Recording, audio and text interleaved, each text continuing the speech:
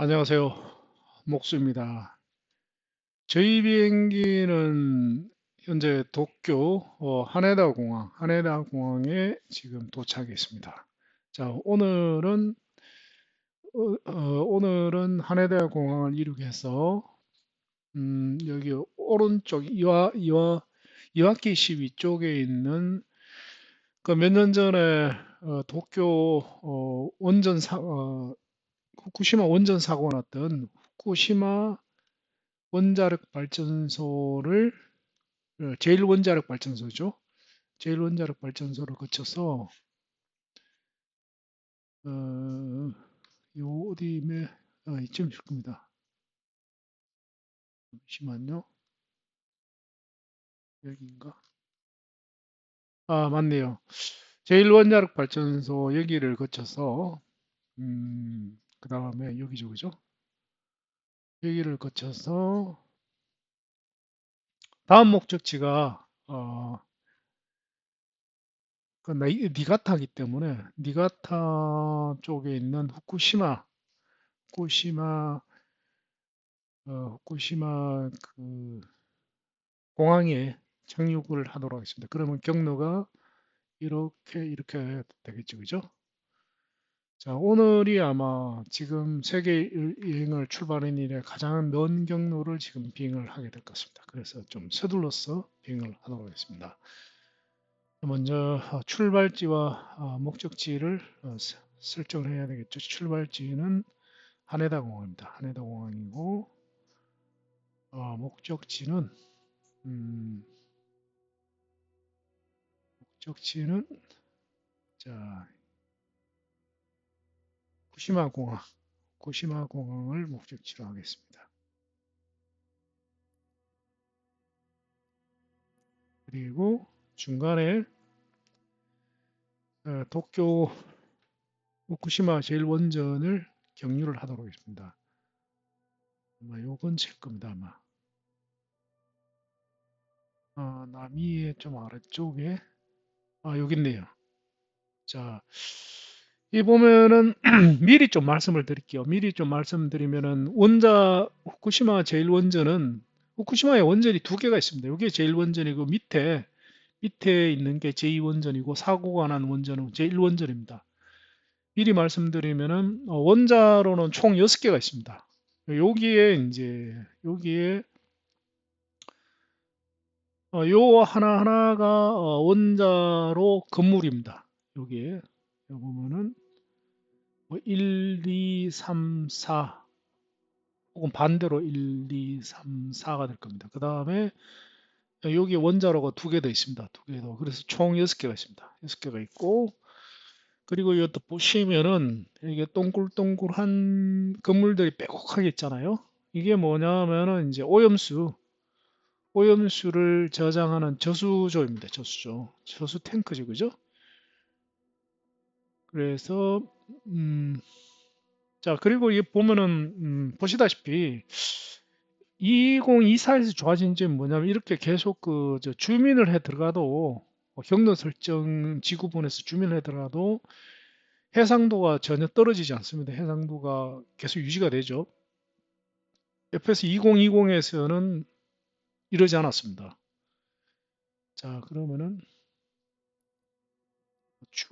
경로에 추가를 하겠습니다. 그리고 시간이 없는 관계로 바로 출발을 하도록 하겠습니다.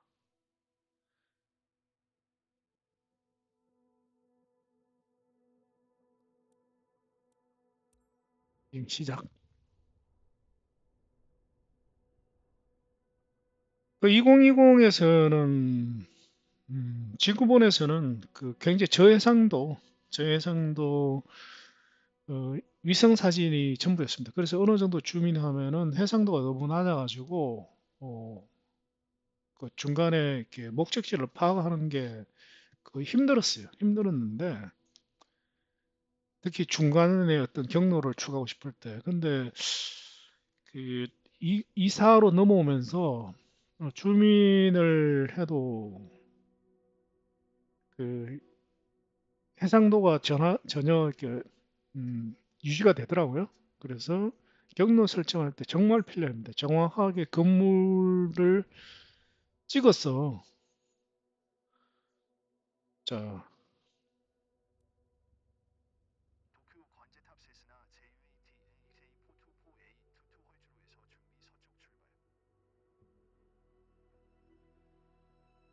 처음에는 이게 좀 버벅댑니다. 버벅대는데 아마 뭐 로딩을 하고 뭐 이런 이제 일련의 과정 때문에 그런 것 같습니다. 버벅댈 때는 마우스 움직이지 마시고 좀 기다려 주면은 이제 로딩이 끝나면 다 풀립니다. 지금 풀린 것 같죠? 그 다음에 이제 이륙을 하면 되겠습니다. 외부 모드로 하고 스로틀을 최대로 올립니다. 올리고 그다음에 이제 브레이크를 풀죠. 풀면은 이륙을 시작합니다.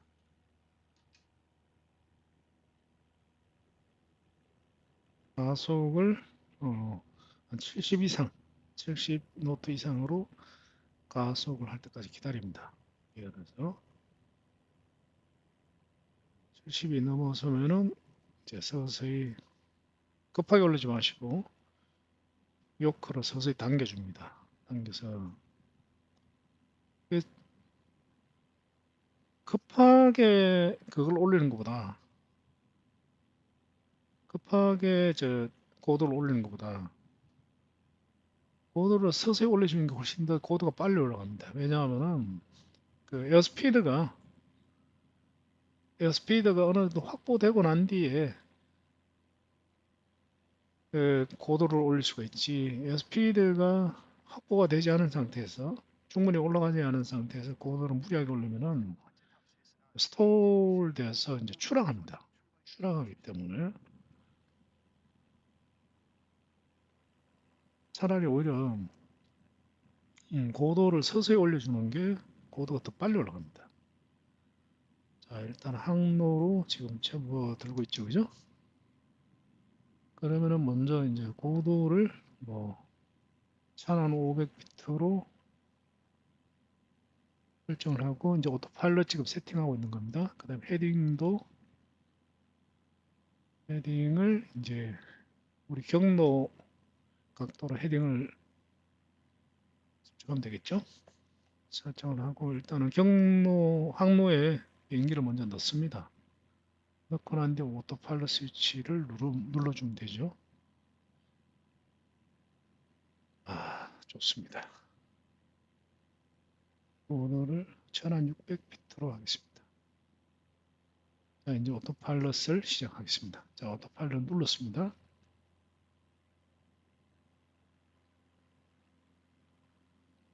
오늘 갈 길은 뭐 상당히 멉니다. 상당히 지금까지 저희가 비행했던 그 비행 경로 중에서 오늘 제일 장거리를 비행을 하게 됩니다. 하게 되기 때문에 뭐 최단거리인 직선으로 가도록 하겠습니다. 그 후쿠시마 공항으로 바로 직선으로 가면은 시간이 훨씬 절약되겠지만 뭐 여기까지 온 김에 후쿠시마 원전을 한번 보고 가겠습니다. FS 2020에서는 저는 한번 봤습니다. 한번 봤는데 지금 시청자 여러분들은 안 봤을 거기 때문에 제가 보여드리고 가도록 하겠습니다. 시간이 좀 걸리더라도 양해를 부탁드립니다. 지금 오늘 그 이제 이동하는 거리가 나리타에서 후쿠시마 공항까지 직선 거리가 150 해리 정도 되더라고요. 근데 우리가 꺾어서 갈 거기 때문에 한 200 해리는 좋게 될 것 같아요. 그러면은 뭐 거진 뭐 보자 거의 한 300한 6, 70km 정도 됩니다. 그래서 지금까지는 저희가 대부분 200km 정도밖에 비행을 안 했기 때문에 한 번에 평소보다 거진 2배 정도 긴 경로를 비행을 해야 됩니다. 자, 항로에 안착이 됐죠, 그죠? 안착이 됐으면 지금 도쿄 지금 도쿄 항을 지나고 있는 겁니다. 지금 항을 지나 있고 왼쪽이 도쿄 중심가죠, 그죠? 아 그리고 도쿄는 제가 그 시내 구경을 안 했지 않습니까? 왜 안 했냐면은 제가 전번에 FS 2020에서 도쿄 시내 구경 영상을 음, 올려놨죠. 올려놨기 때문에 제가 이 영상 맨 마지막에 도쿄 그 관광 영상을 링크를 제가 올려놓겠습니다. 올려놓을 테니까 도쿄 시내 구경을 하시고 싶은 분은 그 링크의 영상을 보시면 되겠습니다. 그리고 나중에 제가 여유가 있을 때 FS 2024로도 한번 도쿄 관광을 한번 영상을 한번 올려드리도록 하겠습니다. 그런데 지금은 당장은 지금 세계 일주 진도 나가는 게 급합니다. 이게 뭐 이것저것 구경할 게 좀 있다 보니까 시간을 너무 끌은 것 같아요. 자, 오늘 여기에 이제 도착을 하면은 내일은 어떻게 되느냐? 내일은 여기가 나리타입니다. 나리타가 뭘로 유명하냐? 나리타가 눈의 도시죠, 그죠? 겨울에 눈 이제 그 홋카이도 못지않게 나리타가 아닌 디카타는 눈의 도시입니다. 겨울에 눈 속에 덮인 디카타가 그렇게 아름답다 그러네요. 이렇게 말하지만 저는 가본 적 없습니다. 이 이야기하면 또 카운티 버스 캠핑카 생각이 납니다. 빨리 사야 되는데. 이번에는 되게 신중할 계획이기 때문에 원래 안 살 수도 있습니다.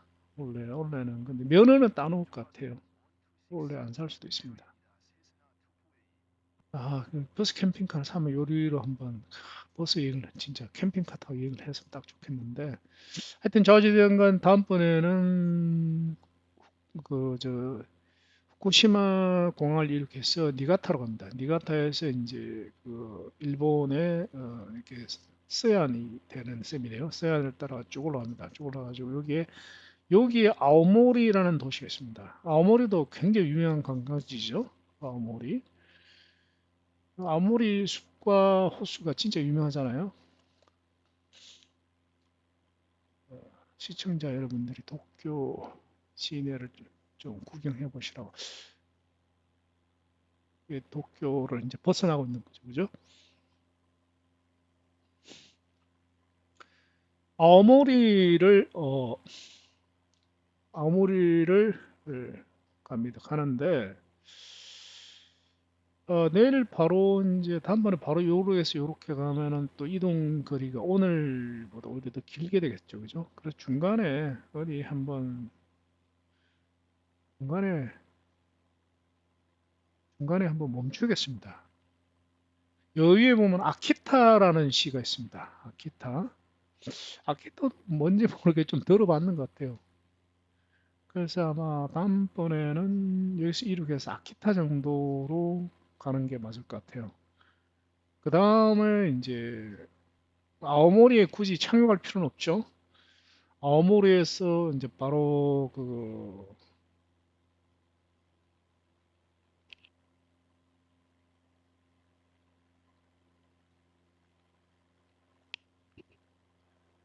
다음번에 아키타를 이륙해서 아키타죠. 여기가 아키타입니다. 아키타를 이륙해서 아오모리를 거쳐서 어디로 가냐면 삿포로로 갑니다. 삿포로가 여기 있죠. 삿포로에서 이렇게 올라가서 여기 산린섬입니다. 산린섬인데 여기에 이제 산린시가 있어요.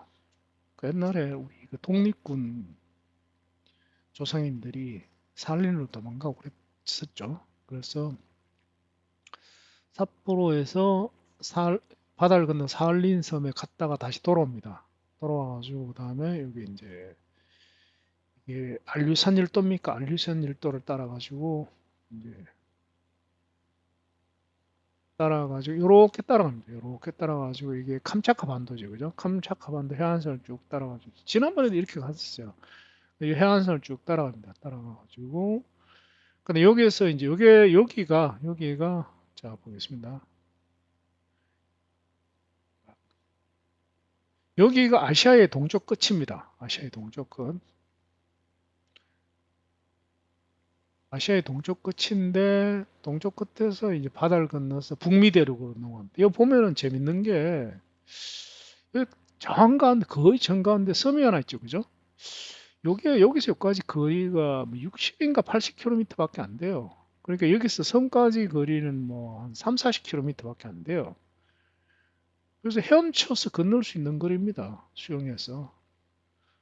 그 얘기는 이제 수영해서 아시아에서 북미 대륙 갈 수 있다는 뜻이죠. 근데 이건 이론이고 실제로는 그렇게 못하죠. 왜냐하면은 여기는 북극해 근처이기 때문에 뭐 한여름에도 기온이 대단히 낮겠죠. 그 수온이 한여름에도 뭐 그 얼어 죽습니다. 그리고 더 문제는 뭐냐면 여기가 전 세계에서 그 바다의 물살이 제일 센 곳이 두 곳이죠. 하나는 이제 북해 그 뭐냐 영국의 북쪽 바다죠. 북해고 그 다음에 여기입니다. 여기가 물살이 제가 알기로 더 셉니다. 그래서 여기는 뭐 물살이 엄청나게 세기 때문에 여기 수영으로 걷는다면 말이 안 되죠. 전 세계에서 제일 위험한 지금 1위가 뭐냐 하면은 이제 이 지역에서 알래스카에서 이 지역에서 이제 그 크랩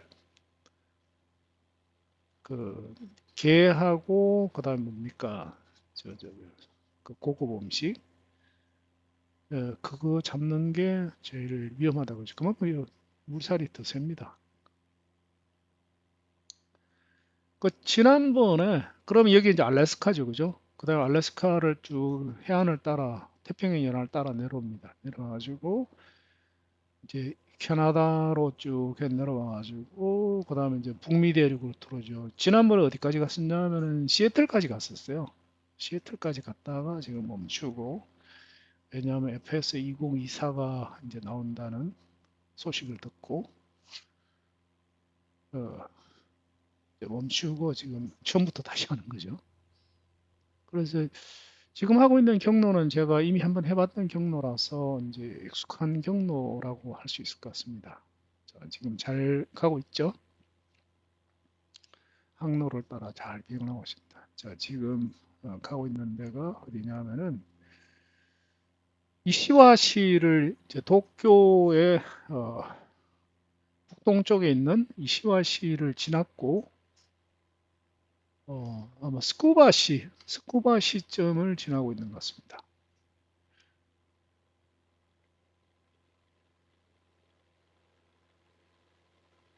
자, 지금 잘 가고 있습니다. 뭐 고도가 왜 이렇게 높아? 뭔가 잘못됐습니다. 고도를 좀 낮추겠습니다. 5,000피트 어쩐지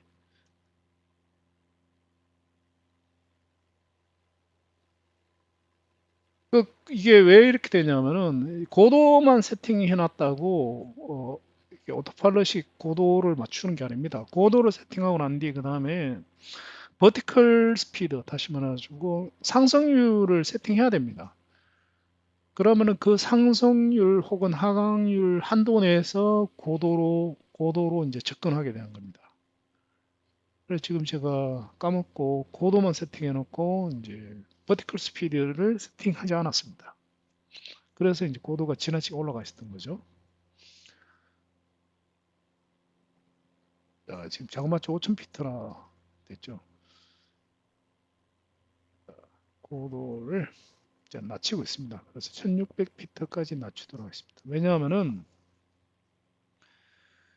고도가 높으면 지금 보시다시피 지상 경치가 너무 멀기 때문에 지상 경치 감상하기가 좀 그렇죠. 그래서 저는 이제 지난번에도 그 세계 일주를 할 때 지금 현재 카메라 앵글 다시 수직 앵글을 해놓고 이제 주로 비행을 했었어요. 이러면 이제 시상 경치가 아주 뭡니까 잘 보이죠. 그리고 제가 겪어보니까 FS 2020하고 지금 현재 보고 계시는 게 2024죠. 2024가 은근하게 굉장히 많이 변했어요. 변하지 않은 듯한데 실제로는 엄청나게 많이 변했습니다. 굉장히 좋아졌다는 얘기죠. 굉장히 획기적으로 좋아진 것 같아요. 획기적으로. 특히 이제 제일 좋은 게 이거를 제가 굉장히 많이 기다렸죠. 왜냐하면 저는 거의 관광 비행만 하기 때문에 지상 경치가 이제 파격적으로 좋아졌습니다. 지상 경치가 이제 일단은 지상에 이제 산이나 강이나 들판 이런 게 훨씬 정교해졌고요. 옛날에는 20에서는 이렇게 정교하지 않았어요. 그 다음에 이제 그보다 더 좋은 거는 지상에 건물이나 집이 훨씬 많아졌습니다. 훨씬. 지금은 지금 집들이 빼곡하게 있잖아요. 옛날에 이러지 않았어요. 이 정도 고도면 희물건했거든요. 근데 그게 아마 제 생각에는 그리고 집이 좀 바뀌었더라고요. 자세히 보니까 뭐가 바뀌었냐면은 20에서는 그냥 그 마을이 있는 데다가 그냥 그 인공지능이 만들어낸 그 현실과는 동떨어진 그러한 건물을 그냥 쫙 뿌렸는 것 같아요. 쫙 뿌리는 것 같은데 이번에는 보니까 그게 아니고 그 연애 건물 자체는 인공지능이 만들어낸 게 맞는 것 같습니다. 그런데 그 건물을 굉장히 20대처럼 황당하게 현실과는 이제 관계없이 만든 게 아니고 그 뭐 이것도 제 심장입니다. 심장인데 어, 그, 그, 그 고해상도 위성지도를 컴퓨터로 이제 이미지 어널리시스를 해서 이미지 분석을 해서 실제로 존재하는 집을 참고로 해가지고 근사하게 인공지능이 건물을 만들어서 뿌린 것 같아요. 그래서 그 실제로 집 하나하나를 그 실물 그 뭐 예를 들면 뭡니까 구글 스트리트 뷰 이런 거로 제가 비교를 해봤거든요. 비교를 해보니까 물론 아주 작은 건물은 조금 이제 실물과 동떨어집니다. 근데 아주 작은 건물만 아니면은 실물하고 아주 흡사합니다. 굉장히 흡사하기 때문에 현실감이 그 2024는 비교도 안 될 정도로 현실감이 뛰어난 것 같아요. 가장 뚜렷한 차이가 뭐냐 하면은 FS 2020에서는 이제 고도 1000피트 아래로 비행을 하면은 너무 그 지상 풍경이 썰렁해가지고 1000피트 아래로 잘 제가 내려가질 않았어요. 대부분 한 2000피트 정도에서 구경을 했는데 그 2024에서는 1000피트 정도가 아니라 거의 한 7, 800피트까지 한 600피트까지 내려와도 크게 거부감이 없을 정도로 정교합니다. 크게. 그게 왜 그러냐면은 일단은 건물이 달라요. 건물이 어, 창문이나 가장자리가 이렇게 확대를 해도 해상도가 이제 뚜렷합니다. 창문 한 장 한 장이 다 이렇게 정확하게 그려져 있어요. 아주 클리어하게. 그다음에 두 번째는 뭐냐 하면은 이제 나무가 20에서는 지상으로 이제 점점 내려가면 나무가 거의 그 다각형 멀리서 보면 나무처럼 보지만 이제 가까이 가면은 다각형으로 그냥 표시되어 있어요. 그 가까이 내려가면은 나무로 안 보이고 돌덩어리처럼 보입니다. 바위처럼. 근데 2024에서는 나무가 이제 실제로 착륙해서 보면은 나무 이파리 하나하나까지 다 그립니다. 그래서 나무가 진짜 나무하고 똑같이 그려놨어요. 물론 이제 다각형도 꽤 있습니다. 있는데 전반적으로는 그래요. 그리고 수종이 이제 뚜렷합니다. 수종이 그 나무가 막연하게 그냥 나무가 있는 게 아니라 활엽수는 활엽수로 있고 그 이렇게 벚꽃나무는 벚꽃나무처럼 벚꽃나무하고 흡사하고 심지어 풀도 묘사되어 있고 그 강가의 자갈도 묘사되어 있습니다. 자갈도. 그래서 이제 강가로 제가 한번 가봤는데 강가로 가보면은 그 물속에 이제 비친 자갈이 보입니다. 정말 괜찮아요. 끝내줍니다. 특히 뭐 저녁 노을이 질 때 이런 때 되면은 강물이 반짝반짝 빛나는 게 정말 현실감 납니다. 그래서 2024에서는 은근히 차이가 굉장히 많이 납니다. 굉장히 대단히 만족스럽죠. 그런데 이제 치명적인 약점은 뭐냐면은 안정화가 생각보다 좀 너무 오래 걸리는 것 같아요. 안정화가 제가 한 생각에는 2달 정도면은 뭐 한 안정화가 그래도 한 6, 70% 정도 이루어지지 않겠느냐라고 기대를 했었는데 지금 2달이 지금 넘었죠 아마.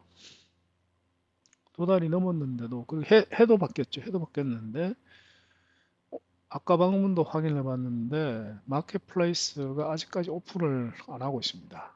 마켓플레이스가 오픈을 해야 되는데 마켓플레이스도 오픈 안 하고 있고 그리고 또 버그도 꽤 있습니다.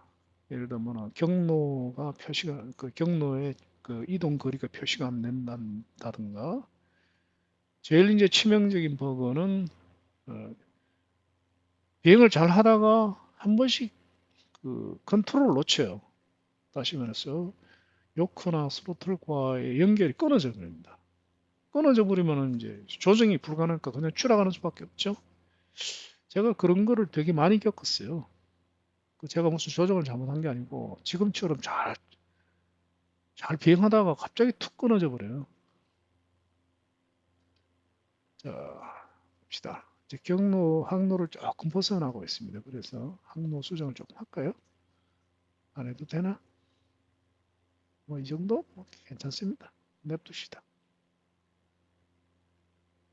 너무 벗어나면 이동 거리가 길어지기 때문에 수정을 해야 되는데 이 정도면 뭐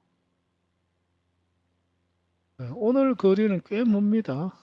거진 300 한 7, 80km 정도 가야 됩니다. 300 한 70km 정도. 왜냐하면 1.85니까.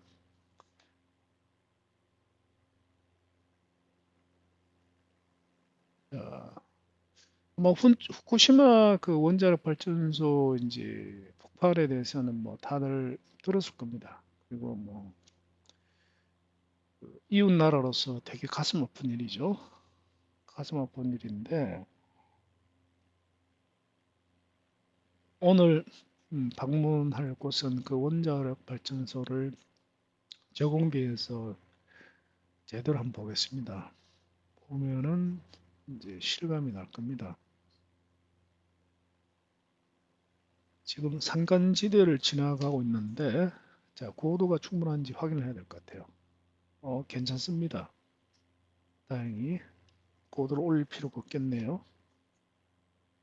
지금 한참을 더 가야 됩니다. 지금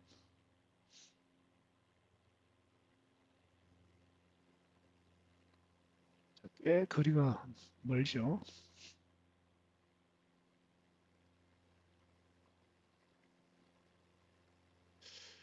그 요즘 캠핑카 여행과 그 이제 코로나가 터지고 난 뒤에 제일 대박이 난 게 이제 캠핑 업계죠, 그죠? 왜냐하면 사람들끼리 못 만나게 하니까 만날 수가 없으니까 해외여행도 금지됐고 뭐 금지됐죠. 그다음 국내 여행도 신통치 않으니까 이제 뭐 캠핑이 뭐 엄청나게 붐이 일어났어요. 붐이 일어나가지고 그 캠핑 장비 가격이 뭐 엄청나게 올라갔죠. 뭐 어느 정도냐 하면은 뭐 헬레녹스 같은 경우에는 뭐 텐트 하나에 뭐 400만 원, 600만 원 이랬죠. 그리고 스노피크도 이제 엄청 나왔었는데 스노피크가 최근에 파산은 아니고 그 유명한 캠핑 장비 에르메스라고 그러죠. 캠핑계 에르메스라고 얘기하는 저도 뭐 스노피크 장비 여러 개 가지고 있습니다만 그 캠핑카 부가용 장비로 좋기는 진짜 끝내주고 좋더라고요. 하여튼 그 스노피크가 작년 말에 그 상장 폐지됐습니다. 상장 폐지. 상장 폐지는 부도하고는 다른 거죠. 그러니까는 매출이 폭락했죠. 그런데 그 스노피크 코리아가 뭐 과도하게 이게 비싸게 판다고 그래요. 진짜로 비싸요, 진짜로. 너무 비싸. 그 스노피크의 그 대표적인 테이블을 저도 이제 미니멈 세트를 구성을 했는데 100, 한 2, 30, 100, 아니지. 거의 150만 원 정도 했던 것 같아요. 뭐 디젤 초풍하죠. 근데 좋기는 진짜 좋아요. 좋기는. 심하게 비싼데 사놓고 보면은 와, 그래 비싸도 돈은 안 아까워요. 왜냐하면 너무 좋으니까. 근데 얘기 들으니까 일본 현지에 가면 스노피크가 되게 싸대요. 그 완전히 막 스노피크 코리아가 바가지를 너무 씌우는 것 같아요. 그 상당히 거슬립니다.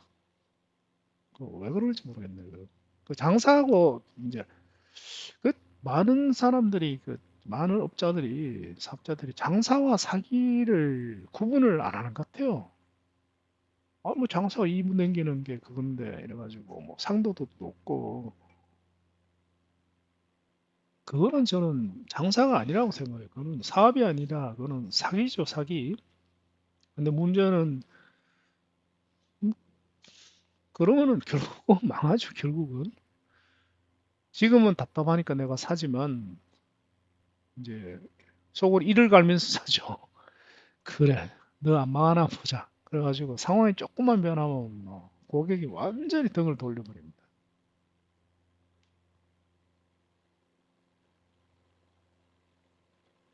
자, 뭐 캠핑 얘기가 나왔으니까 제가 이제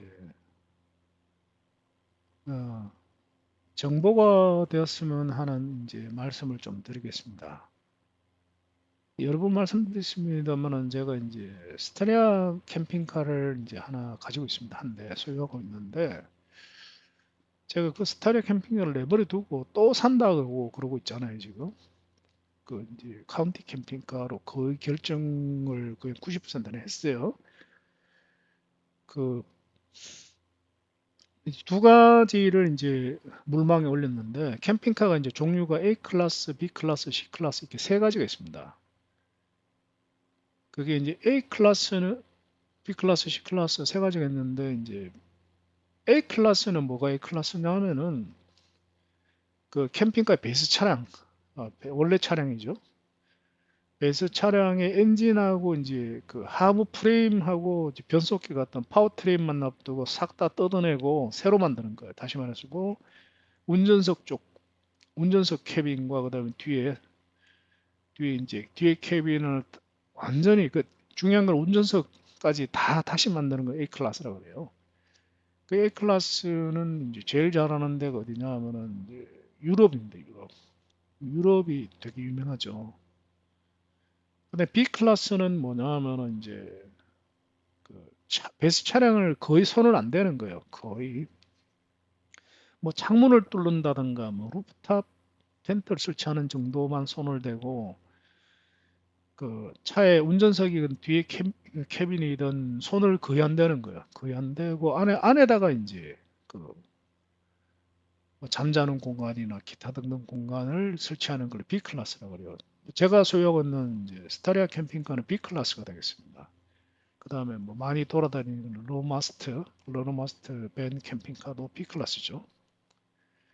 그 C 클래스는 뭐냐 하면 운전석 쪽은 손을 안 대요. 운전석 쪽은 그대로 내버려두고 운전석 뒤에 부분, 다시 생활 공간인 캐빈 부분을 뜯어내고 완전히 다시 만드는 걸 이제 C 클래스라고 그래요. 그래서 우리가 흔히 캠핑카 걸을 때 이제 대부분 캠핑카는 C 클래스입니다. C 클래스. 근데 A 클래스, B 클래스, C 클래스의 이제 장단점은 아주 뚜렷합니다. 이제 대부분 C 클래스인데 C 클래스는 이제 제일 큰 장점이 저렴해요. 가격이 별로 안 비쌉니다. 가격이.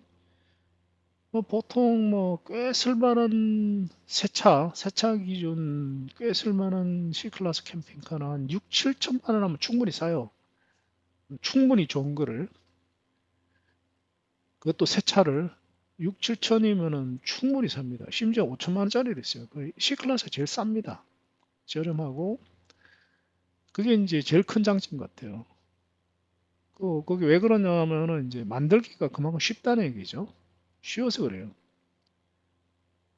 얼핏 보면은 B 클래스가 만들기 더 쉬울 것 같은데 절대로 아닙니다. 왜냐 B 클래스 훨씬 더 어려워요. 왜냐하면은 그, 그 뭐냐면은 개조할 때 이제 손을 그 만들어야 되는 부분이 C 클래스는 이제 뒷부분을 아예 뜯어버리고 새로 만드니까 어떻게 보면 만들기가 되게 쉽습니다. 쉬운데 B클래스는 있는 공간에다가 이제 필요한 것들을 구겨내야 되기 때문에 만들기가 대단히 어렵습니다. 제가 봐서는 만들기가 제일 어려운 거는 A, B, C 중에서 오히려 B 클래스가 제일 어려운 것 같아요. 왜냐면 있는 공간에다가 어떻게든 어떻게 공간을 쪼개가지고 필요한 걸 다 넣는다는 게 정말 쉬운 일 아닙니다. 그 작업하기도 대단히 까다롭죠. 특히 스타리아 같은 경우는 뭐 죽음입니다. 워낙 좁은데 워낙 많은 것을 쑤셔내야 되기 때문에. 근데 C 클래스에 이제 약점이 있습니다. 그 저렴하고도 이제 공간, 실내 공간이 충분히 넓고 캠핑가다운 캠핑가 이런 수많은 장점이 있는데 그 치명적인 약점이 뭐냐면은 그 대부분 이제 차가 원래 설계됐을 때보다 차의 이제 부피가 훨씬 커집니다. 높이도 훨씬 높아지고 폭도 훨씬 넓어지니까 차의 애초에 설계된 사양을 훨씬 오버하는 그 무리한 이제 그 몸통을 끌고 다니는 셈입니다. 그러다 보니까 차가 되게 불안정하죠. 불안정하다는 얘기는 뭐냐면 속도 내기도 어렵고 사고 나면은 이제 사고 날 확률도 높고 위험하죠. 그래서 C클래스 캠핑카는 뭐 천천히 가는 수밖에 없습니다. 답은. 뭐 시속 한 80km. 근데 뭐 저는 모르겠습니다. 사용을 안 해봤으니까 모르겠는데 짐작하기에 뭐 그것도 뭐 익숙해지면 괜찮아라고 얘기를 하는데 저는 거기에 대해서 의구심이 갑니다. 왜 그러냐면은 뭐 자주는 아니지만은 저희는 이제 제일 많이 가는 데가 설악산을 제일 많이 가요. 1년에 이제 제가 매달 가는데 1년에 보자 한 절반 이상은 설악산을 가요. 저희는 절반 이상은. 왜냐면은 이제 거리나 이런 게 적당하니까. 근데 또 1년에 한 두세 번 정도는 저희가 이제 남해안을 갑니다. 여수를 제일 많이 가죠. 여수, 진도 뭐 이런데. 근데 뭐 시속 100km 이상으로 달려도 여수나 진도 가면은 녹초가 됩니다. 한 5시간, 6시간 걸리죠. 근데 시속 80km 간다. 아이고, 생각만 해도 끔찍합니다. 하여튼, 그리고 또, 그리고 또 이제 차가 움직이면서 이제 찌그덕 찌그덕 거리는 소리가 굉장히 많이 납니다. 근데 뭐 제 차도 사실은 처음에 이제 출고해가지고 운전하면서 그거 굉장히 스트레스 받아요. 계속 찌그덕 찌그덕 찌그덕 거리는 거예요. 근데 지금 현재는 제 차는 이제 찌그덕거리는 소리가 아예 안 납니다. 왜냐면 그 제가 다 이렇게 처리를 했거든요. 다 처리해가지고 지금은 뭐 전혀 안 납니다.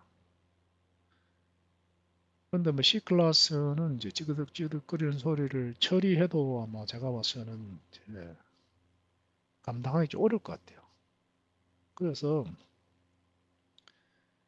가격도 굉장히 저렴하고 그리고 공간도 충분해서 어, 엄청난 장점이 있지만 약점도 굉장히 많은 게 C클래스죠. 그 다음에 또 하나 이제 C클래스 그 캠핑카의 이제 약점이 뭐냐면은 운전석 쪽 공간은 차를 운행할 때만 사용할 수 있고 그 차박지에 갔을 때는 운전석 쪽 공간은 이제 거의 사용하기 좀 힘듭니다. 물론 이제 어떤 차들 같은 경우는 운전석과 조수석을 이제 회전을 해가지고 그 180도 돌려가지고 거실에 일부러 사용할 수도 있지만 그래도 제가 봤을 때는 그거는 좀 무리인 것 같아요. 왜냐하면 캐빈이 확 좁기 때문에 그리고 뭐 운전 쪽에 또 지저분한 게 많잖아요. 차라리 커튼을 치거나 칸막이를 쳐버리고 그쪽으로 안 가는 게 맞는 거지. 하여튼 그래도 어쨌든 간에 전체 캠핑카에서 제가 봐서는 이제 흔히 가성비라고 그러죠. 가성비가 정말 뛰어난 차이면 확실해요. 그 다음에 이제 두 번째는 이제 그리고 또 하나는 이제 C 클래스도 높이가 높습니다. 뭐 웬만하면 3m 정도는 돼요. 그러니까 지하 주차장은 꿈도 못 꿉니다. 지하 주차장은 무조건 차가 그 2m 10 미만이 돼야 돼요. 차고가. 그래서 보통 2m 한 5cm 정도 돼야지만이 됩니다. 그래서 이제 C 클래스는 지하 주차장 엄두도 못 냅니다. 그리고 일반 주차장도 보면은 차가 좀 덩치가 큰 경우에는 보통은 뭐 7m, 그냥 8m 다들 넘기 때문에 7m 50은 넘기 때문에 일반 주차장도 이제 주차할 때 불편하죠. 근데 일반 주차장에 이제 약간은 불편하고 너무 큰 민폐를 안 끼치려면은 차 사이즈가 얼마가 돼야 되느냐. 일단은 길이는 제가 봤을 때는 6m 한 6, 70 안에 들어가야 됩니다. 그래서 이제 뭐 그래도 장치가 워낙 많으니까 제일 뭐 전체 캠핑카 중에서 한 90%는 C클래스죠. 이제 B클래스 같은 경우는 이제 대표적인 차가 이제 스타리아 캠핑카, 그 다음에 스타렉스 캠핑카, 그 다음에 그 마스터, 르노 마스터, 뭐 솔라티, 그 벤츠 스프린트도 있죠. 이런 차들인데 뭐 스타리아나 스타렉스 같은 경우에는 어, 정확하게 제가 사용을 해보니까 그래요. 사용을 해보니까 저는 스타리아를 가지고 있는데 그 캠핑카는 절대로 아닙니다. 캠핑카는 절대로 그 차박용 차량이지. 그 스타리아 캠핑카를 캠핑카라고 얘기하는 거는 제가 벌써 억지를 부리는 것 같아요. 그 분명히 차박용 차량입니다. 그래서 캠핑카 부류에 넣으면 안 된다고 생각을 해요. 스타리아와 스타렉스는. 근데 이제 캠핑카라 그러려면은 이제 르노마스터하고 스프린트나 그다음에 솔라티는 캠핑카 맞죠? 자 그러면은 캠핑카와 차박용 차량의 차이는 뭔가 이 부분을 제가 오늘 말씀드리려는 거예요. 큰 정보가 되실 것 같아요. 저도 이걸 알았으면 진작에 알았으면 절대로 안 썼습니다. 절대로. 자, 그 차이가 뭐냐면은 그 다음에 이제 일단 다른 걸 다 말씀드리고 이제 왜냐 이 내용이 주 내용이기 때문에 맨 뒤에 말씀드릴게요. 지금 산간지대를 가고 있는데 고도가 좀 높아야 되겠죠, 그죠? 못 넘어갈 것 같습니다. 고도를 좀 올리겠습니다. 고도를 한 4,000피트로 올리겠습니다. 고도를 올리는 방법은 일단은 뭡니까? 목표 고도를 먼저 설정하고 그 다음에 해야 되는 게 버티컬 스피드를 설정을 해줘야지만 이제 고도가 올라갑니다. 지금 고도가 올라가고 있죠. 4,000피트면 충분할 겁니다 아마. 제가 3,000피트라도 충분할 것 같은데 그래도 안전을 위해서 4,000피트로 하겠습니다. 그리고 고도를 조정하는 김에 헤딩도 조금 더 항로로 넣어 놓겠습니다. 지금 항로를 살짝 벗어났죠. 많이는 아니지만.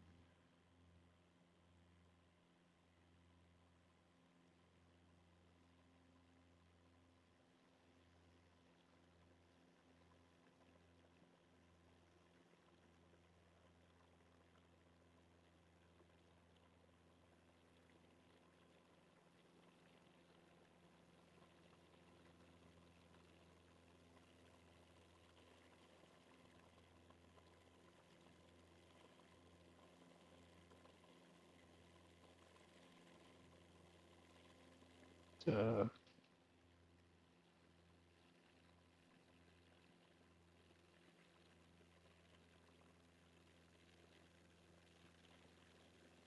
항로로 넣어 놓겠습니다. 항로로. 자, 고도도 이제 잘 올라가고 있죠.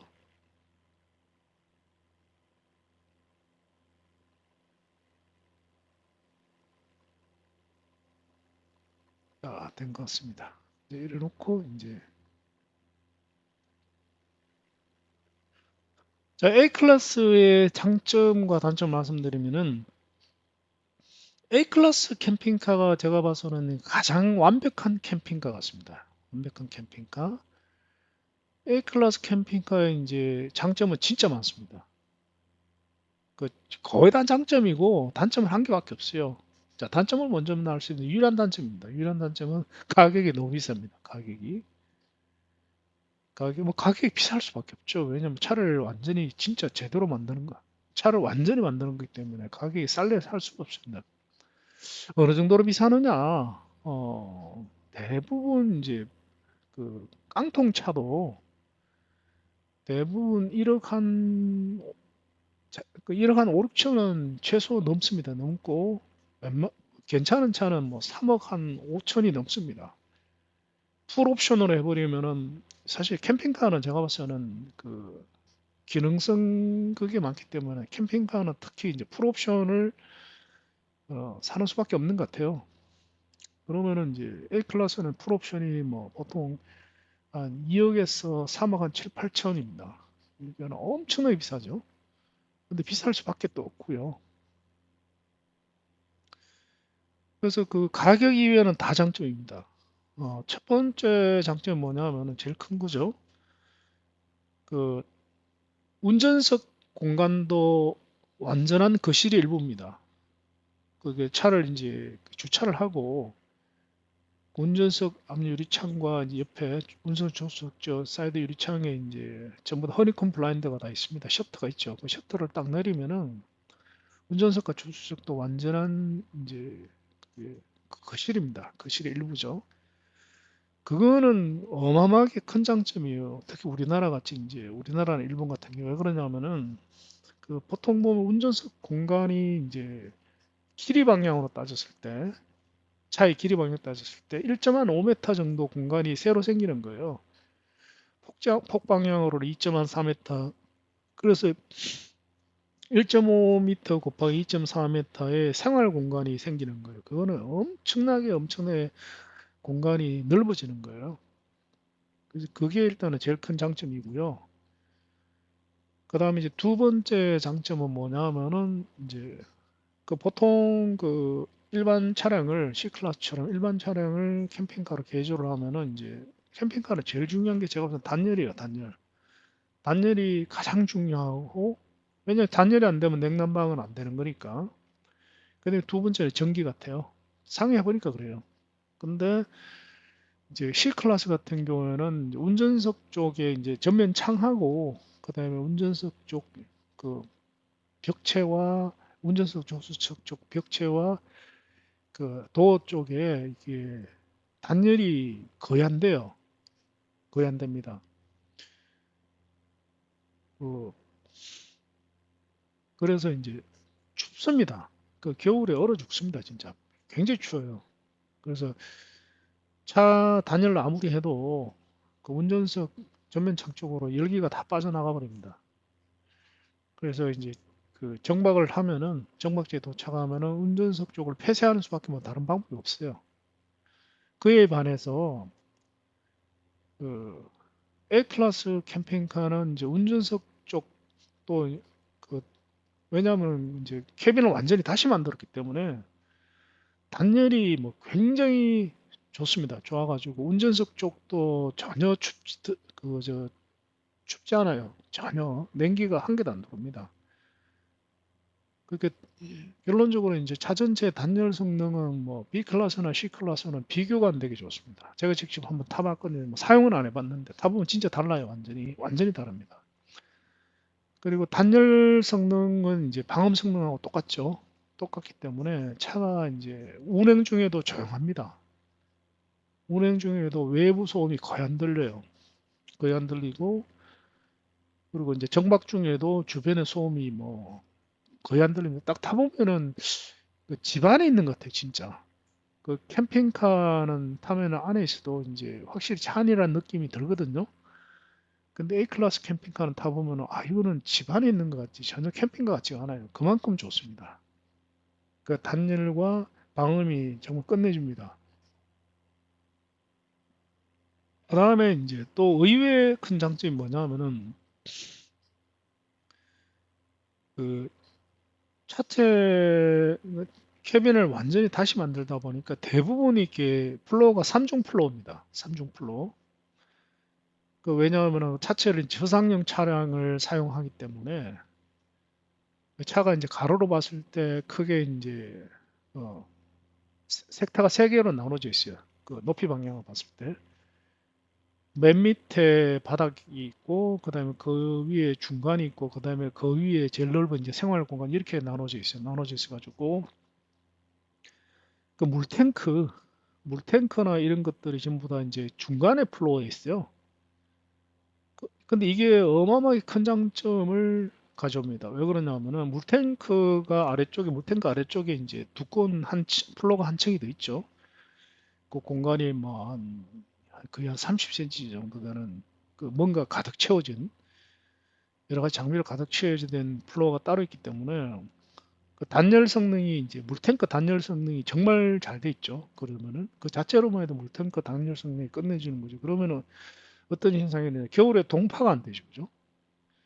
물론 이제 엔진과 시동을 완전히 끄고 난방도 끄고 이제 주차를 해놓은 상태에서는 당연히 동파가 되겠죠. 그리고 물을 빼야 됩니다. 그게 아니고 안에 사람이 타고 있고 이러면은 뭐 겨울에 이제 동파가 안 됩니다. 동파가 안 되기 때문에 뭐 영하 한 20도 되는 데를 이제 여행을 한다던가 이러면은 이제 겨울에 동파의 위험이 되게 크잖아요. 여행 갔는데 뭐 물탱크, 정수 탱크 동파되거나 뭐 오수 탱크 동파되는 거는 허다하게 이제 되는데 C 클래스나 B 클래스는 물탱크를 아무리 단열을 해도 단열재 그 바로 밑에는 이제 그 외기이기 때문에 동파의 위험이 엄청나게 많습니다. 근데 A 클래스는 동파 위험은 아예 걱정 안 해도 됩니다. 그게 굉장히 커요. 그게. 그 다음에 또 하나 이제 제가 가장 높이 평가하는 부분 중에 하나인데 그 캠핑카는 이제 수납 공간이 엄청나게 중요합니다. 제가 타보니까 그렇더라고요. 운행해 보니까 생활 공간만큼이나 수납이 많이 돼야지만이 돼요. 안 그러면 안 돼요. 그런데 그 이제 다시 말해 캠핑카에 싣고 다녀야 되는 물건이 어쩔 수 없이 실을 수밖에 없는 물건이 굉장히 생각보다 많아집니다. 왜냐하면 사람이 생활을 해야 되니까. 근데 그 수납 물건은 이제 크게 두 가지로 나눌 수가 있어요. 하나는 실내에 둬야 되는 물건과 그다음에 실외에 둬야 되는 물건이 있습니다. 이거는 확실하게 구분이 돼야 돼요.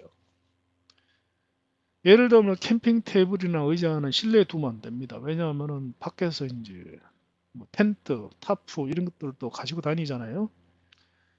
근데 그거를 이제 그 차박지에 도착하면은 이제 밖에 꺼내놓고 이제 쓰잖아요.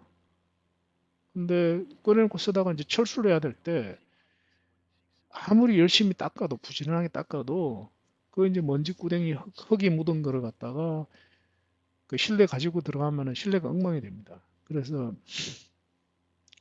캠핑카 수납 공간은 이제 실내 수납 공간과 실외 수납 공간이 확실하게 분리가 돼야 됩니다. 분리가 돼야 되고 대부분 캠핑카들이 보면은 실내 수납 공간은 웬만하면 풍족합니다. 풍족한데 의외로 실외 수납 공간은 대부분 캠핑카가 너무너무 부족해요. 굉장히 부족합니다. 그러다 보면 왜 되느냐 어쩔 수 없이 아웃도어 물건들 뭐 화목난로나 뭐 캠핑 테이블, 캠핑 의자, 음, 텐트, 뭐 타프 이런 것들을 실내에 가지고 들어가야 됩니다. 근데 그거는 굉장히 불편합니다.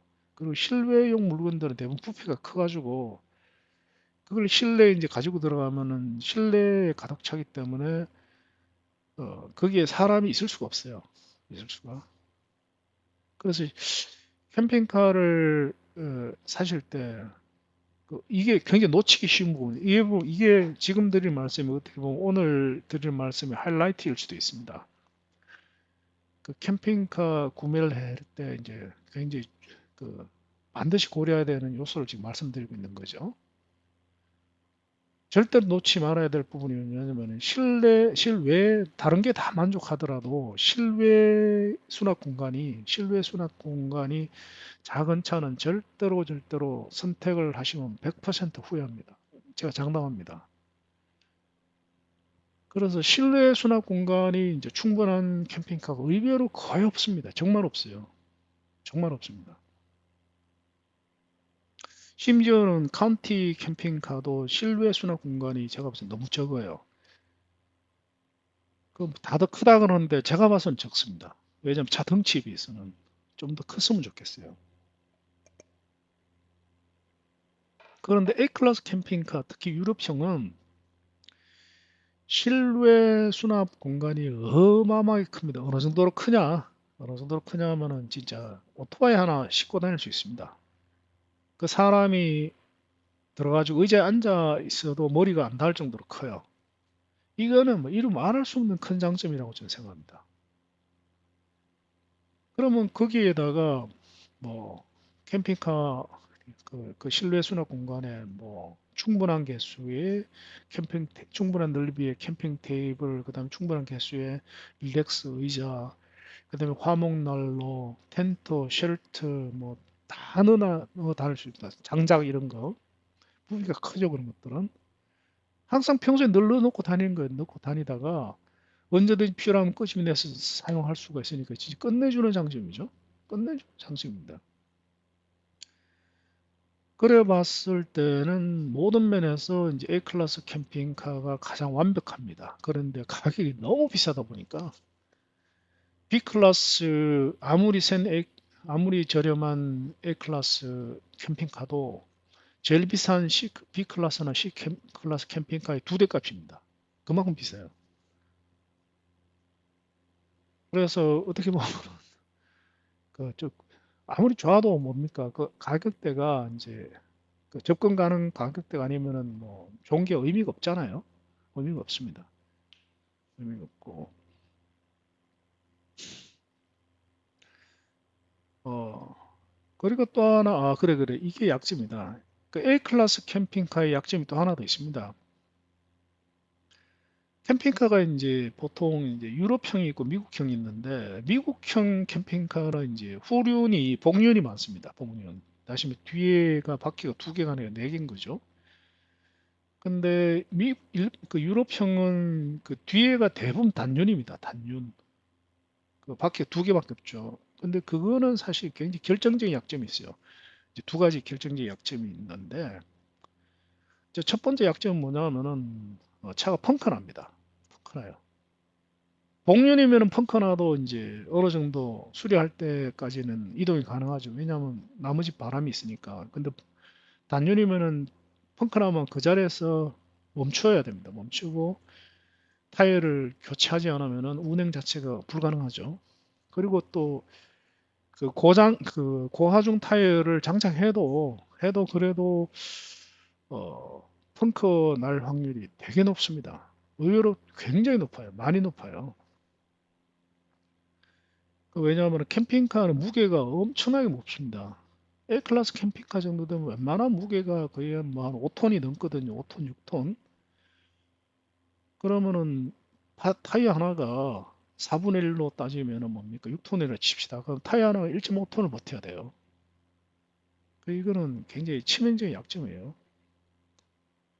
그리고 또 하나는 뭐냐면은 이제 단륜이 되면 이제 오르막 올라갈 때 아무래도 이제 접지력이 떨어집니다. 복륜이면 이제 오르막 올라갈 때 타이어가 4개가 땅에 닿아서 밀어붙이니까 잘 올라가죠, 그죠? 이거는 A 클래스의 단점이자 제가 봐서는 어느 정도는 치명적인 단점이라고 저는 생각을 해요, 개인적으로. 근데 B 클래스 같은 경우에는 이제 단점과 장점이 가장 극명하게 나뉘는 차가 B 클래스라고 생각을 해요. 첫 번째 이제 장점은 일반 차량이죠. 일반 차량이기 때문에 특히 스타렉스 같은 경우는 모든 주차장이 다 들어갑니다. 그 지하 주차장이 일반 승용차가 들어가는 데는 싹 다 들어갑니다.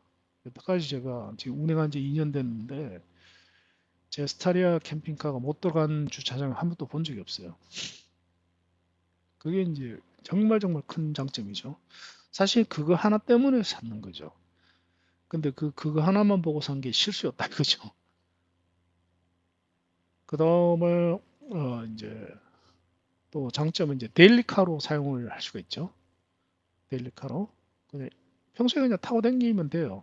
근데 A 클래스나 C 클래스를 평소에 타고 다닐 수는 없잖아요. 그 여행을 할 때만 탈 수가 있지. 뭐 탈 수 없는 건 아니지만 일단 주차가 안 되니까. 그죠? 왜냐면 A 클래스도 높이가 3m는 되거든요. 그게 이제 엄청나게 큰 장점이고 그 나머지는 제가 볼 때 다 단점이에요. 장점 그거 하나밖에 없어. 나머지는 다 단점이에요. 다 단점. 그리고 이제 B 클래스 캠핑카 이제 치명적인 단점 중에 하나가 뭐냐면 이것도 엄청나게 커요. 그 차가 너무 비싸요. 차가. 대부분 사람들이 생각하기에는 B 클래스가 C 클래스보다 쌀 거라고 생각하는데 아닙니다. 정반대입니다. 훨씬 더 비싸요. 훨씬 더. 이제 그게 그럴 수밖에 없는 게 이제 워낙 협소한 공간에 그 넣어야 되기 때문에 일단은 그 저렴한 부품은 없습니다. 그 똑같은 부품도 동등 성능의 부품은 크기가 작아지면 당연히 비싸집니다. 그래서 부품 자체가 비싼 부품밖에 없습니다. 그 다음에 두 번째는 뭐냐 하면은 설계하기도 대단히 난해하고 더 문제는 이제 작업하기는 더 힘듭니다. 그 이제 작업자가 이제 시급하는 거죠. 그러다 보니까 이제 저렴할래야 저렴할 수가 없습니다. 그래서 뭐 스타리아 캠핑카를 만약에 제대로 만든다 이러면은 그 C 클래스 캠핑카 가격이 한 두 배가 되는 게 정상입니다. 물론 그것도 이제 뭐 어느 정도 퀄리티와 기능이냐에 따라 뭐 가격이 한 두 배 정도 차이가 나겠습니다. 만약에 상당히 그 어느 정도 완벽한 차다. 그러면은 제 차 같은 경우에는 이제 제작사는 좀 사고를 많이 쳤는데 출고하고 난 뒤에 제가 개인적으로 엄청나게 많이 손을 봤습니다. 손도 엄청나게 많이 보고 그다음에 또 돈도 많이 들었어요. 출고하고 난 뒤에도. 그래서 감히 말씀드리는데 제 차는 아마 스타리아 캠핑카 중에서 슈퍼카라고 감히 자부합니다. 아주 슈퍼카입니다. 그런데 문제는 이제 제가 차박을 워낙 싫어하다 보니까 저하고는 전혀 안 맞습니다. 근데 만약에 차박을 좋아하는 사람이라면은 진짜 이거는 꿈의 차량입니다. 꿈의 차량. 자, 그 다음에 스타리아 스타렉스 똑같습니다. 똑같은데 뭐 당연히 스타리아가 올당해 놨습니다. 스타리아하고 스타렉스는 비교할 수 있는 차량이 아닙니다. 그 제일 큰 차이는 뭐냐면은 스타리아는 승용차나 마찬가지입니다. 그래서 굉장히 조용해요. 거의 성용차 수준으로 조용합니다. 뭐 제 차 같은 경우에는 튜닝을 또 엄청나게 했기 때문에 승용차 중에서 아마 제네시스급으로 조용합니다. 제 차는. 그리고 진동도 거의 없어요. 그 스타렉스는 뭐 거의 타면은 그 경운기 타는 것 같아요. 막 머리가 막 흔들립니다. 그리고 굉장히 시끄러워요. 옆 사람하고 대화가 잘 안 됩니다. 그래서 비교 자체가 안 되는 차량이에요. 스타렉스와 스타레이아는 비슷하게 생겼으니까 뭐 비교를 하는데 비교가 안 돼요. 그리고 가격도 막 두 배 차이 나잖아요. 어차피 돈 따라가는 거니까. 그런데 이제 제가 드리고 싶은 말씀 뭐냐면 이제 스타리아든 스타렉스 차량은 절대로 캠핑카가 아니고 차박용 차량이다. 왜 그러냐? 왜 그러냐면은 몇 가지가 있습니다. 첫 번째는 이제 샤워가 안 됩니다. 샤워가. 그 근데 차박용 차량이라 말씀드리는데 이제 제가 봐서는 제가 겪어보니까 이게 취향을 극심하게 타는 차량입니다. 취향을 그 사람의 이제 개인적 성향을 진짜 극심하게 타는 차기 때문에 그 어떤 사람한테는 정말 끝내주는 차일 수도 있고 어떤 사람한테는 최악의 차일 수도 있습니다. 저 같은 경우는 최악의 차량입니다. 왜냐하면 제 취향이 너무 안 맞아요. 첫 번째는 이제 샤워를 할 수 없다는 거는 저는 이 차를 포기하고 싶을 만큼 저는 약점이라고 생각합니다. 왜 그러냐면은 저도 몰랐는데 저는 이제 땀이 많아요. 땀이 많고 이제 지성 피부입니다. 지성 피부이기 때문에 샤워를 안 하면 저는 잠을 못 잡니다. 평소에 집에서도 지하 주차장에 잠시 내려갔다 와도 저는 샤워를 해야지만이 이제 잠을 잘 수가 있어요.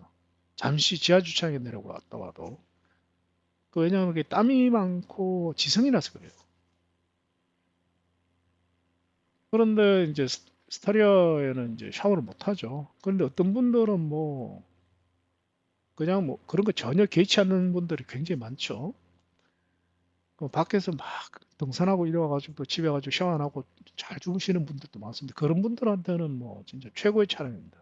왜냐면 샤워 안 해도 되니까. 저는 샤워 안 하면은 막 온몸에 막 벌레가 기어다니는 것 같아가지고 밤새도록 한 잠도 못 자요. 그래서 일단은 이제 스타리아나 스타렉스는 샤워를 할 수 없다. 이게 결정적인 첫 번째 이제 문제입니다. 문제고, 그다음에 이제 두 번째 문제는 뭐냐 하면은 일어설 수가 없습니다. 일어설 수가. 그 실내 이제 천정고가 뭐 얼마 안 돼요. 앉아 있을 수는 있는데 일어설 수는 없어요. 그러다 보니까 잠시 실내 생활하는 건 괜찮은데 하루 종일 실내에서만 있어야 된다. 예를 들어 비 오는 날 갔는데 그 하루 종일 실내에서 있는 그러면 이제 죽음입니다. 죽음. 물론 이제 루프탑 텐트를 이제 올리면 쓸 수는 있는데 근데 그게 그렇게 잘 안 돼요. 불편해요. 루프탑 텐트 올리면 그것도 춥고 바람 불고. 그래서 실내에서 설 수 없는 차량입니다. 한마디로 얘기하면은. 그것도 또 제가 봐서는 자 이제 일단은 대화는 잠시 멈추겠습니다. 멈추고 자 후쿠시마 원자력 발전소 거의 다 왔거든요. 거의 다 왔으니까 어, 원자력 발전소를 좀 저공비행하면서 구경을 하겠습니다. 지금 해발 그 고도가 지금 4,000m인데 고도를 일단은 떨어뜨리겠습니다. 떨어서 원자력 발전소로 접근을 하겠습니다. 고도를 뭐 1,000m 언더까지 한 2,000m 정도를 유지하다가 원자력 발전소에서는 한 1,000m까지 떨어뜨리도록 하겠습니다. 저 멀리 보이죠, 그죠? 저 멀리 요 방파제 보이는데 여기 이점일 것 같습니다.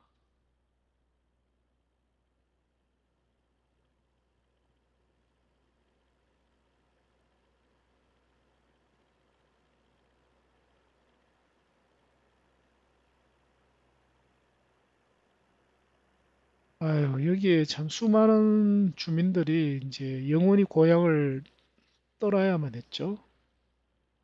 참 마음이 아파요. 다큐멘터리 보니까 이제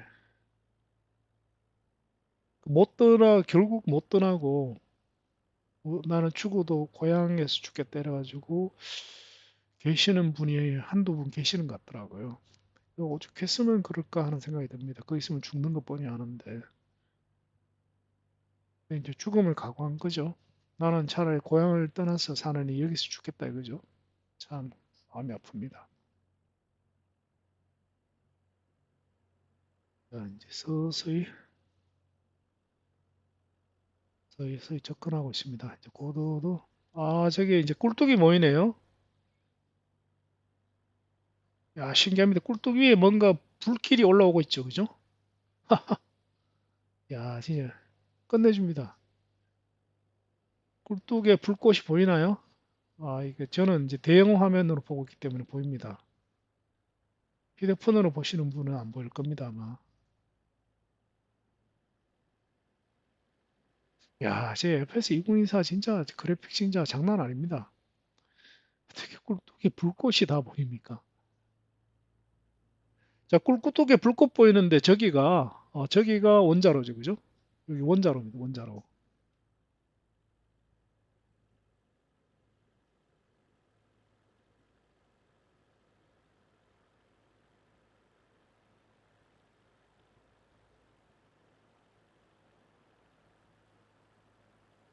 자, 요 앞에 이제 그 저수조들도 보이죠, 저수조들. 동그랗게 이게 다 이제 오염수, 오염수를 보관하는 저수 탱크인 것 같습니다, 저수 탱크. 자, 원자로의 원자로 위에 불꽃이 보이죠? 굴뚝에 보이지 않습니까? 자, 이게 다 저수조들입니다, 이게. 여기 이제 원자로죠, 그죠? 어, 어느 게 1번이지만 한 개, 두 개, 세 개, 네 개입니다, 이게. 네 개. 원자로 네 개가 보이고.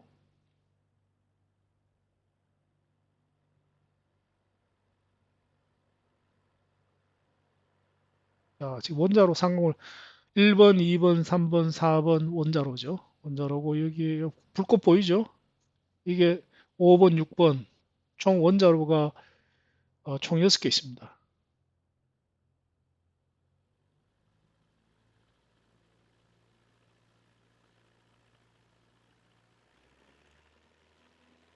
자, 이제 선회를 하겠습니다.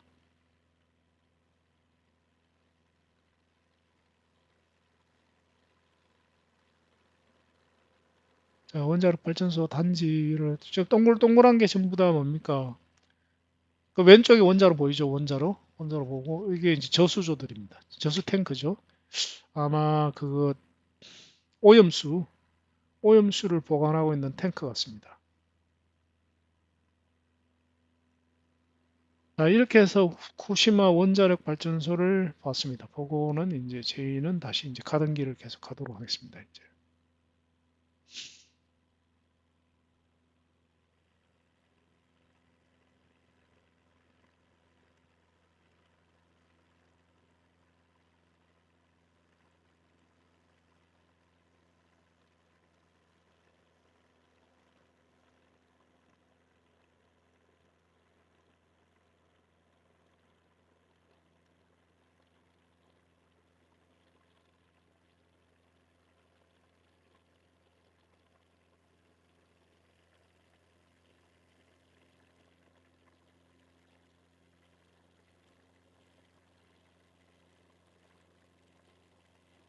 자, 뒤로 한번 돌아보겠습니다. 자, 원자력 발전소죠. 원자력 발전소. 여기가 원자로입니다. 원자로 1, 2, 3, 4, 5, 6. 그리고 동글동글한 것들이 이제 오염수를 저장하는 저수 탱크인 것 같습니다. 모쪼록 하루빨리 어, 그 오염 물질 정화가 이루어져 가지고 하루빨리 그 주민들이 집으로 돌아가기를 기도합니다. 자, 이제 우리는 오늘의 목적지, 최종 목적지 후쿠시마 공항으로 지금 기술을 돌렸습니다. 후쿠시마 공항까지 거리가 꽤 됩니다. 거리가 꽤 되기 때문에 제가 봤으면 뭐 시간 5분은 좋게 걸릴 것 같습니다.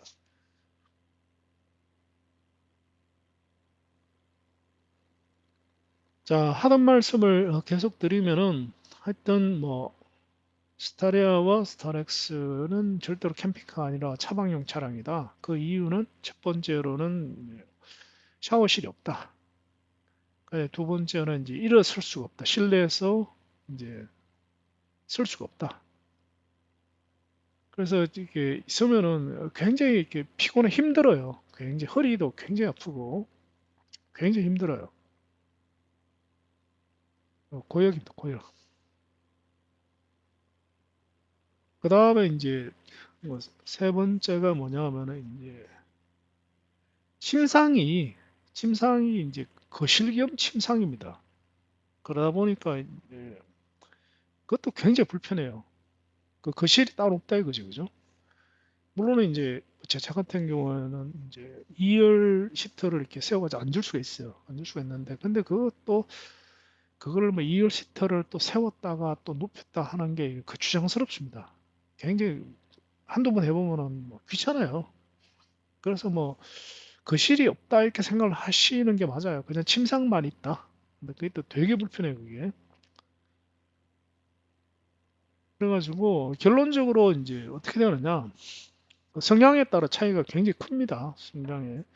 일단은 체구가 자그마하신 분들은 아마 그렇게 큰 불편함을 못 느낄 겁니다. 저 같은 경우는 키가 1m 82니까 이제 크죠, 체구가. 그러니까 죽을 지경이죠. 그 집사람은 또 좋다 그러더라고요. 왜냐면 체구가 작으니까.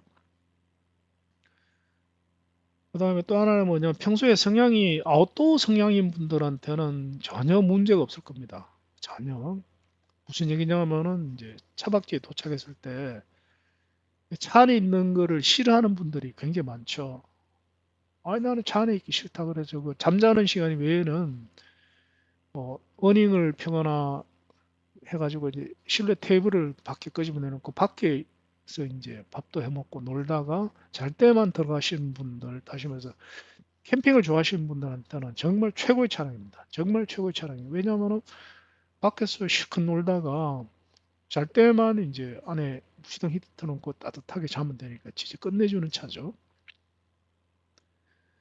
근데 이제 바깥 활동을 극도로 싫어하는 사람들, 대표적 케이스로 접니다. 저는 밖에 있는 걸 극도로 싫어해요. 저는 무조건 실내에 있는 걸 좋아하는 스타일한테는 이제 최악의 차량입니다. 최악의 차량. 왜냐면 안에서 한두 시간 있으면 스트레스 받아요, 진짜. 정말 스트레스 받습니다. 그래가지고, 그 혹시라도 이제 스타리아나 스타렉스 차량을 구입을 계획하시는 분들은 그거를 확실하게 아셔야 됩니다. 제가 만약에 그 스타리아 캠핑카를 사기 전에 이 사실을 알았다면 제가 절대로 안 샀어요. 절대로. 근데 몰라서니까 샀죠. 그래서 오늘 이제 그 말씀드릴 이유도 혹시라도 이제 그, 그 구입을 계획하시는 분들이 저처럼 실수해서 큰 돈을 이제 그 낭비하는 일이 없도록 이제 정보의 차원에서 말씀드리는 거죠. 그죠? 자, 이게 보니까 전부 산간지대다. 그죠? 산간지대입니다.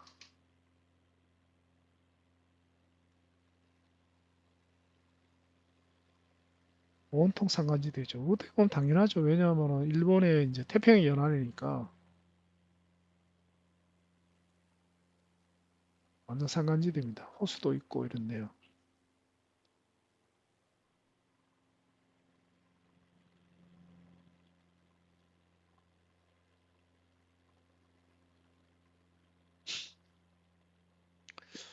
그 여러 가지 면에서 봤을 때 제가 생각하기에는 이제 국내 실정에 제일 맞는 차량은 제가 봤을 때는 카운티 캠핑카가 맞는 것 같아요.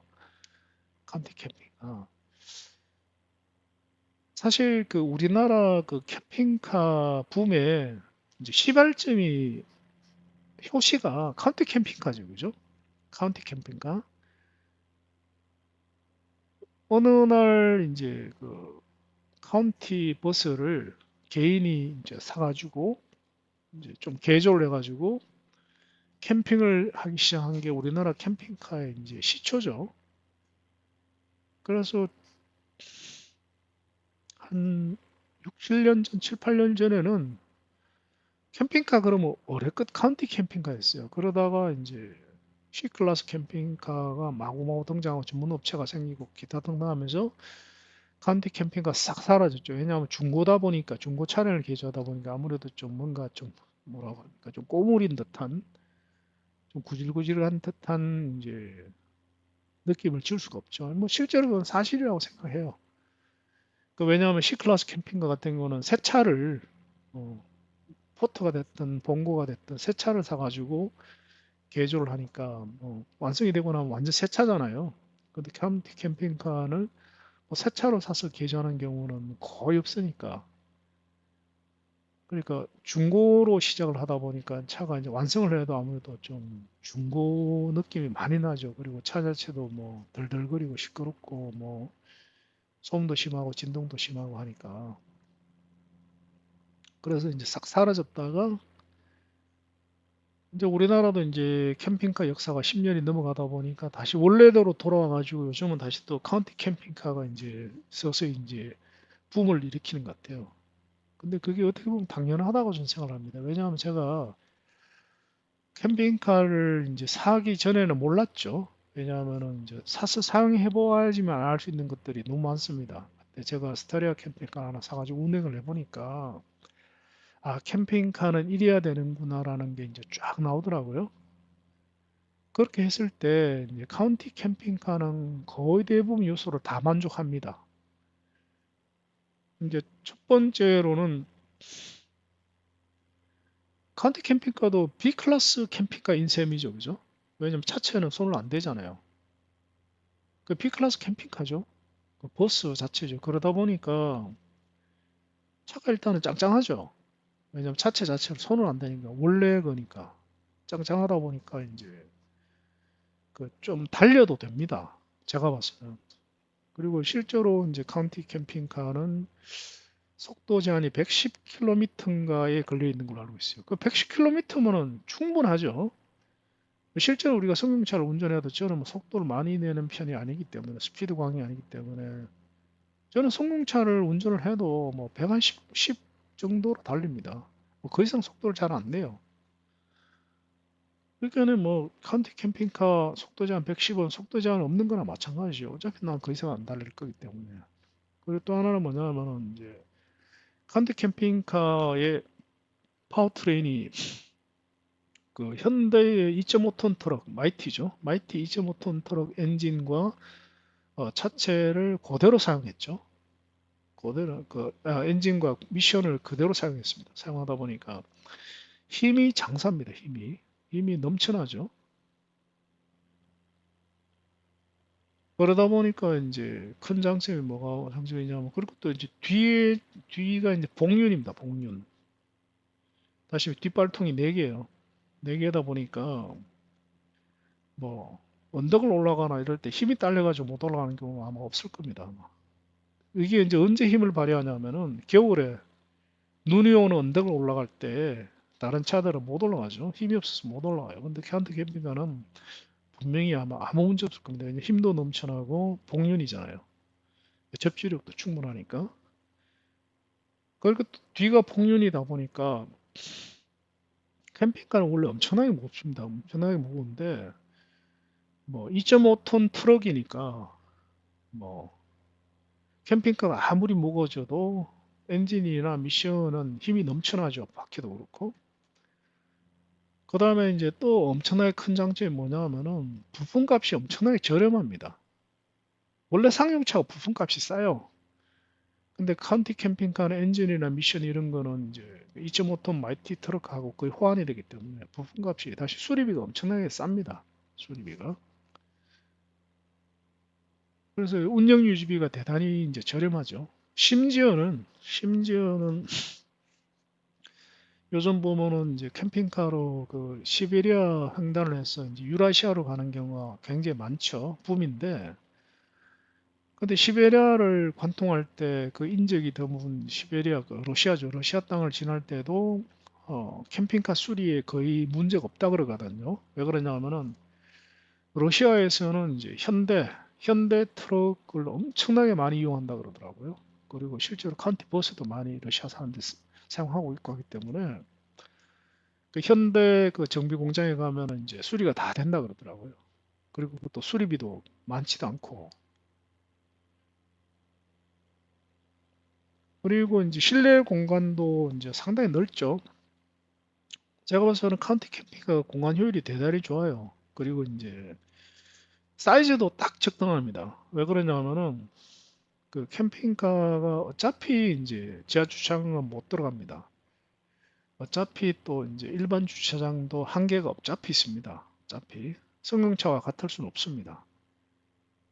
그 다시 주차의 한계가 완전하게 없으려면 스타렉스하고 스타리아 이외에는 답이 없습니다. 자, 그러면은 이제 그래서 보통 보면은 캠핑카 사이즈의 가장 이제 적당한 사이즈가 얼마냐 그러면은 대부분 이제 캠핑카 운용자들이 얘기하기를 7.5m에서 8m라 그래요. 대부분 경험자들은. 그리고 폭은 한 2.1m 정도가 이제 가장 최적이라 그래요. 우리나라 사이즈에 제일 맞는. 근데 카운티 롱바디 캠핑가 딱 그 사이즈입니다.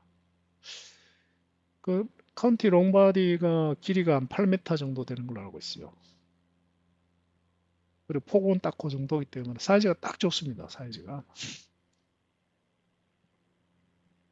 그리고 뭐 그 정도 되면은 이제 그 지상 주차가 완전히 자유롭진 않지만은 뭐 그 정도를 허용하는 이제 주차장도 굉장히 많은 것도 사실입니다. 그러니까 뭐 들어가는 주차장이 거절당하더라도 그 근처에서 이제 거절하지 않는 주차장을 찾는데 큰 어려움이 없는 정도 사이즈다 이거죠. 자, 그러면 이제 카운티 캠핑카의 약점을 제가 말씀드리겠습니다. 물론 이제 사보지 전의 얘기입니다. 제가 이제 지금까지 조사 결과를 말씀드리는 거예요. 실제로 또 운행은 안 해봤습니다. 운행 안 해봤는데 정지해 있는 카운티 캠핑카를 타는 봤거든요. 타는 봤는데 정말 마음에 들더라고요. 자, 가장 치명적인 약점이 있습니다. 치명적인 약점이 운행할 때 시끄럽고 진동이 심합니다. 운행할 때. 왜 그러냐면은 이제 카운티라는 차량 자체가 좀 심하게 하면 싸구려 버스예요. 이게 고급 버스가 싸구려 버스입니다. 그 마을 버스나 학원차로 이제 저렴한 버전으로 출시한 거기 때문에 그러다 보니까 고속버스나 이런 거 같은 경우는 싸구려 버스가 아니죠, 그죠? 굉장히 조용하고 이제 정숙하죠. 근데 카운티는 이제 엔진도 앞에 있죠. 운전석과 조수석 가운데 뒤에 점에 있습니다. 다시 운전석 위에 이제 타고 가는 거예요. 그게 시끄러울 수밖에 없어요. 그리고 진동도 심할 겁니다. 아마. 그래가지고 뭐 조용할래 조용할 수가 없는 차입니다. 그래가지고 뭐 저처럼 이제 진동과 소음에 되게 민감한 분들은 아마 어떻게 보면 최악의 차량이죠. 근데 그런 부분은 제 생각에 어느 정도 이렇게 개선을 할 수가 있다고 저는 생각을 해요. 뭐 진동과 소음은 완벽하게는 아니지만은 뭐 절반 정도로 줄이는 거는 그렇게 어렵다고 생각지 않아요. 어차피 방음, 그다음 두 번째 장점, 단점 뭐냐면 이제 춥습니다. 추워요. 뭐 정지했을 때는 그게 큰 문제는 안 됩니다. 정지할 때는, 정박할 때는. 왜 그러냐면은 이제 카운티 캠핑카를 만드는 이제 구조가 여러 가지 구조가 있지만 제가 봐서는 가장 좋은 구조는 이제 운전석 부분과 뒷부분을 완전하게 단절해버리는 거, 분리해버리는 게 제일 좋다고 생각을 해요. 그 운전석 쪽이 뻥 뚫린 게 있고 운전석과 뒷부분 생활 공간을 완전하게 분리한 게 있는데 완전하게 분리를 하더라도 이제 가운데 문이 있으니까 이제 출입은 가능하죠. 그게 저는 제일 완벽한 구조라고 저는 생각을 해요. 그러면은 뭐 사실 정지했을 때 단열은 크게 문제가 안 됩니다. 왜냐면 어차피 뒤에 있을 거니까. 그런데 이제 문제는 운행할 때인데 카운티가 이게 엔진이 빨리 식는다 그러더라고요. 왜냐하면 엔진이 앞에 아래쪽에 있기 때문에 이제 운행할 때 앞에 이제 라지데이터 쪽으로 바람이 들어가서 엔진을 스쳐갈 때 엔진이 빨리 식는데요. 그러다 보니까 이제 앞쪽에는 저속으로 갈 때는 괜찮은데 속도를 조금만 내면은 되게 춥다 그러더라고요. 굉장히. 그리고 이제 차가 좀 허접하다 보니까 여기 이제 구멍 뚫린 데도 많아가지고 이제 찬바람도 밀폐도 잘 안 되는 거죠. 그래서 굉장히 춥대요. 그리고 이제 당연히 진동도 심하죠. 그래가지고 이제 카운티 캠핑카를 살 때는 그걸 각오하고 사든지 아니면은 사가지고 뭔가 특단의 조치를 뭔가 이제 특별한 단열과 그 진동을 좀 잡는 시공을 근데 캠핑카 회사에서는 이제 그걸 안 해주더라고요 대부분 왜냐 그거 하면 이제 일은 굉장히 많은데 그 많은 이제 일만큼 돈은 받기 힘드니까 아예 포기를 하고 이제 선언하고 나 우리는 이거 안 해줘 이래버리는 거죠. 그래가지고 결국은 다 돈이죠. 캠핑카를 사면 이제 딸로 별도로 이제 돈을 들여가지고 이제 업체를 선정하든지 그 문제는 이제 별도로 다 돈입니다. 돈 해결해야 된다 그죠? 자, 그 이제 거의 다 온 것 같아요. 거의 다 온 것 같기 때문에 이제 착륙 준비를 하도록 하겠습니다. 자, 일단은 고도를 낮춰야 되겠죠. 그런데 음,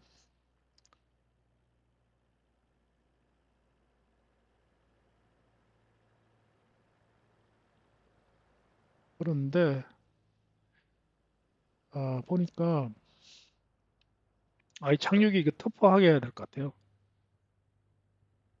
왜냐하면은 이게 보니까 산 너머에 활주로 끝에 이제 봉우리가 있죠. 봉우리가 있기 때문에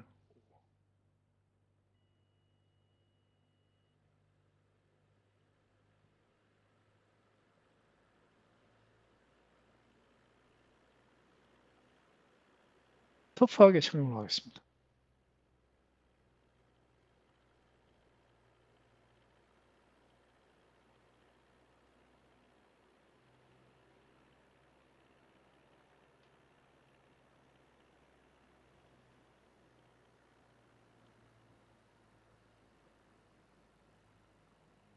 착륙을 굉장히 터프하게 하는 수밖에 없는 것 같아요.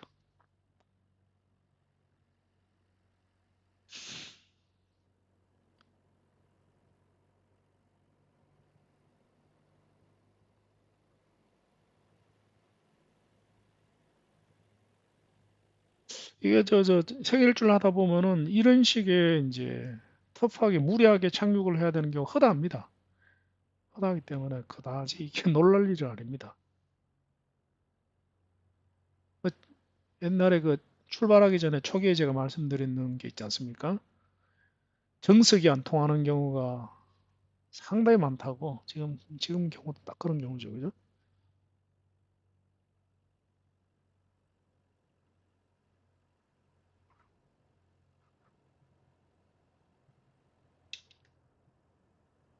무조건 착륙, 급브레이크를 잡다 보니까 비행기가 전복될 뻔했습니다.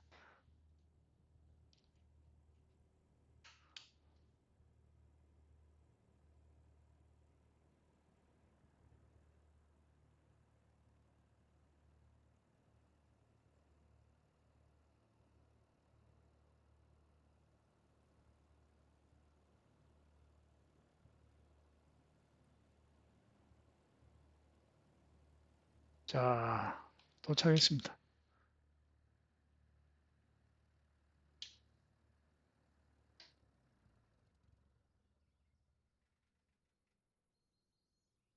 도착했습니다.